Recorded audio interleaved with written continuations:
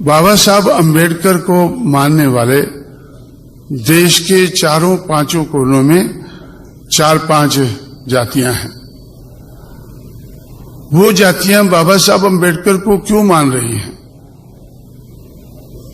मद्रास का परिया बड़ी जाति है शेड्यूल कास्ट की, वो बाबा साहब को क्यों मान रही है? पंजाब का चमार और उत्तर प्रदेश, पश्चिमी उत्तर प्रदेश का चमार, ये बाबा साहब के साथ क्यों लगे? और बंगाल के चंडाल बाबा साहब के साथ क्यों लगे? क्योंकि बाबा साहब अंबेडकर के सुनने से पहले वो लोग मनुवादी समाज व्यवस्था के खिलाफ संघर्ष कर रहे थे। जो लोग अपने बलबूते पर अपने अपने एरिया में इस देश की मनुवादी समाज व्यवस्था के खिलाफ संघर्ष कर रहे थे, तो उन लोगों को ज्यादा देर नहीं लगी बाबा साहब अंबेडकर को अपनाने में।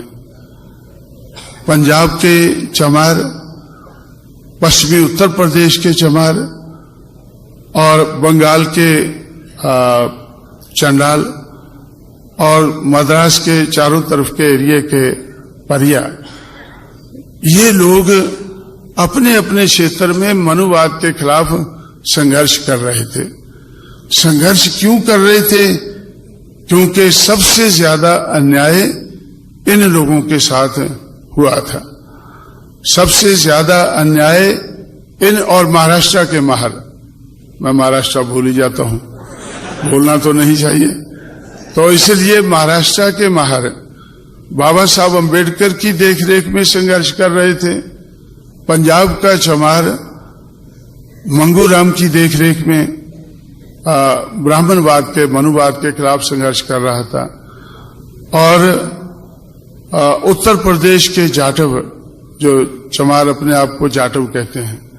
दूसरी एक बात और आपको सुनकर अचंभा होगा, जैसे एक मिस्टर चिटनी से जो बाबा साहब के साथ रहते थे, उन चिटनीस को बड़ा अचंभा हुआ जब मैंने उनसे कहा कि भाई पंजाब में इतनी आबादी चमारों की है, उत्तर प्रदेश में इतनी है ये, तो वो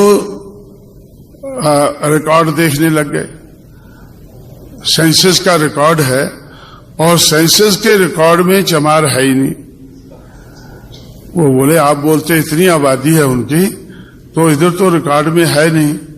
तो मैंने उनसे कहा कि वे पंजाब का अगर चमार ढूंढना है, जो बाबा साहब के साथ लगा वो अपने आप को हिंदू नहीं कहता था, वो कहता था कि हिंदू धर्म तो बाद में आया है, हमारा तो उससे पहले का धर्म चल रहा है, इसलिए वो अपने आप को आदि धर्मी कहता है।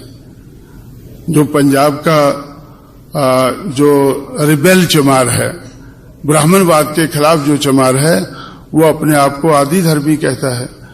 और वेस्टर्न यूपी का अपने आप को जाटव कहता है। तो ये आप देखें, बोलता हाँ ये तो हैं, ये तो बहुत ज्यादा है। तो ये लोग और चंडाल लोग बाबा साहब के साथ क्यों लगे? क्योंकि जब महात्मा फुले का संघर्ष महाराष्ट्र में शुरू हुआ, तो लगभग उसी समय पे हरिचंद ठाकुर ने, एक चंडाल ने, बंगाल में संघर्ष शुरू किया। उसके बाद गुरुचंद ठाकुर ने 1937 में उनकी डेथ हुई, तो 20वीं सदी के शुरू में तो उन्होंने बड़ा भारी संघर्ष किया।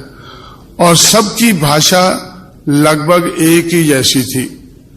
जैसे बाबा साहब इधर वेस्टर्न महाराष्ट्र में 18 अगस्त 1932 के बाद आकर कहते थे कि महारों को आकर कहते थे कि तुम्हें इस देश की शासित करता जमात बनना है। आप अपनी दीवारों पर लिख लो कि तुम्हें इस देश की शासित करता जमात बनना है। 1962 में मैं महारों की दीवारें देखने निकला, और जब महारों के मोहल्ले में पहुंचा, मुझे तो कोई दीवार ही नजर नहीं आई। वो तो झोंपड़ों में रहते थे ज्यादातर। 1962 में जब मैंने इस बात को सुना, तो मुझे लगा कि भाई 1932 में इनकी दीवारें कहां होगी?